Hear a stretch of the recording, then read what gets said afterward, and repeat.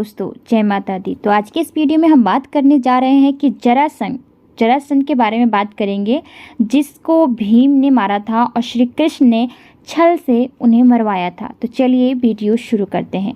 जरासंध के 2 टुकड़े करने के बाद भी वो जीवित हो जाता था, तब भीम ने उन्हें कैसे मारा था। भगवान श्री कृष्ण का मामा थे कंस का ससुर था जरासंध। कंस के वध के बाद भगवान श्री कृष्ण को सबसे ज़्यादा यदि किसी ने परेशान किया हो तो वो जरासंध था। वह बृहद्रथ नाम के राजा का पुत्र था। मगध सम्राट जरासंध का राज्य भारत में सबसे शक्तिशाली राज्य था। उसके पास सबसे विशाल सेना थी। वह अत्यंत ही क्रूर और अत्याचारी था। हरिवंश पुराण के अनुसार उसने काशी, कौशल, चेदी, मालवा, विदेह, अंग, वंग, कलिंग, पांडव, सैवीर, मद्र, कश्मीर और गंधार के राजाओं को परास्त कर सभी को अपना अधीन बना लिया था। इसी कारण पुराणों में जरासंध की बहुत चर्चा मिलती है। जरासंध अत्यंत क्रूर एवं साम्राज्यवादी प्रवृत्ति का शासक था। कहते हैं कि जरासंध ने अपने पराक्रम से 86 राजाओं को बंदी बना लिया था। बंदी राजाओं को उसने पहाड़ी किले में कैद कर लिया था। यह भी कहा जाता है कि जरासंध 100 राजाओं को बंदी बनाकर किसी विशेष दिन उनकी बलि चढ़ाना चाहता था, जिससे कि वह चक्रवर्ती सम्राट बन सके। तो चलिए जानते हैं कि जरासंध का जन्म कैसे हुआ और उसकी मृत्यु कैसे हुई। मगध के सम्राट बृहद्रथ की 2 पत्नियां थीं। जब दोनों से कोई संतान नहीं हुई तो एक दिन वे महात्मा चंड कौशिक के पास गए और उनको अपनी समस्या बताई। महात्मा चंड कौशिक ने उन्हें एक फल दिया और कहा कि ये फल वे अपनी पत्नी को खिला दें, इससे संतान की प्राप्ति होगी। राजा ने वह फल काट कर अपनी दोनों पत्नियों को खिला दिया। फल लेते वक्त राजा ने यह नहीं पूछा था कि इसे क्या मैं अपनी दोनों पत्नियों को खिला सकता हूँ। फल को खाने से दोनों पत्नियां गर्भवती हुई, लेकिन जब गर्भ से शिशु निकला तो वह आधा आधा था, अर्थात आधा पहली रानी के गर्भ से और आधा दूसरी रानी के गर्भ से। दोनों रानियों ने घबराकर इस शिशु के दोनों जीवित टुकड़े को बाहर फेंकवा दिया। उसी दौरान वहां से एक राक्षसी का गुजरना हुआ। जब उसने जीवित शिशु के 2 टुकड़े को देखा तो उसने अपनी माया से उन दोनों टुकड़ों को आपस में जोड़ दिया और वह शिशु एक हो गया। एक होते ही वह शिशु दहाड़ मार कर रोने लगा। उसके रोने की आवाज़ सुनकर दोनों रानियां बाहर निकली और उस बालक और राक्षसी को देखकर आश्चर्य में पड़ गई।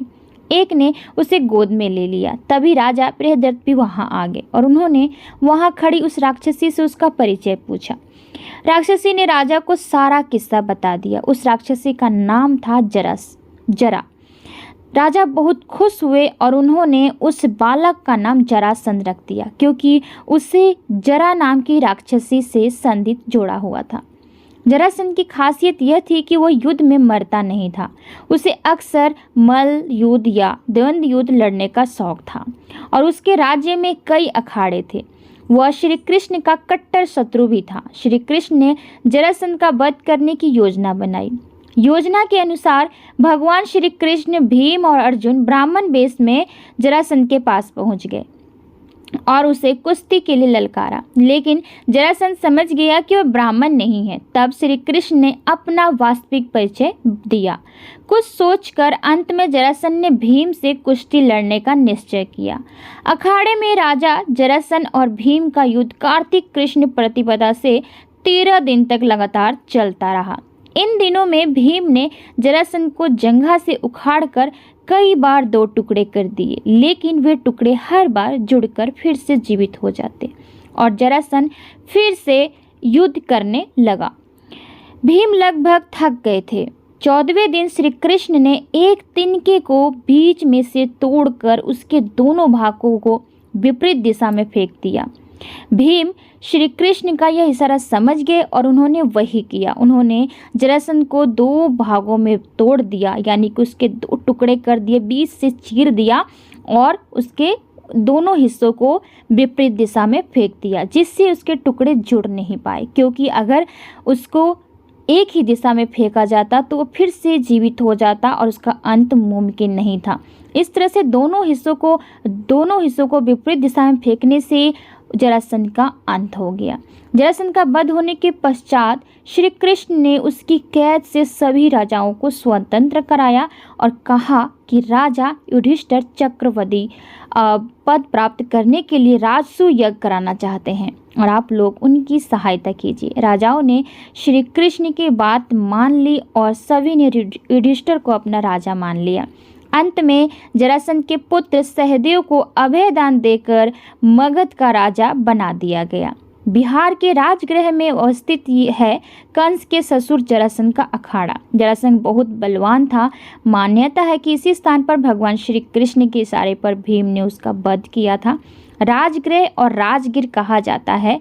रामायण के अनुसार ब्रह्मा के चौथे पुत्र वसु ने गिरिव्रज नाम से इस नगर की स्थापना की। बाद में कुरुक्षेत्र के युद्ध के पहले बृहद्रथ ने इस पर अपना कब्जा जमा लिया। बृहद्रथ अपनी शूरता के लिए मशहूर थे। तो उम्मीद करती हूँ कि आज की वीडियो आप सबको पसंद आई होगी। तो चलिए आपसे मिलते हैं अगली वीडियो में, तब तक के लिए आज्ञा दीजिए। धन्यवाद। और कमेंट बॉक्स में राधे कृष्ण लिखना ना भूलिएगा। जय श्री कृष्ण, जय श्री राधे। धन्यवाद।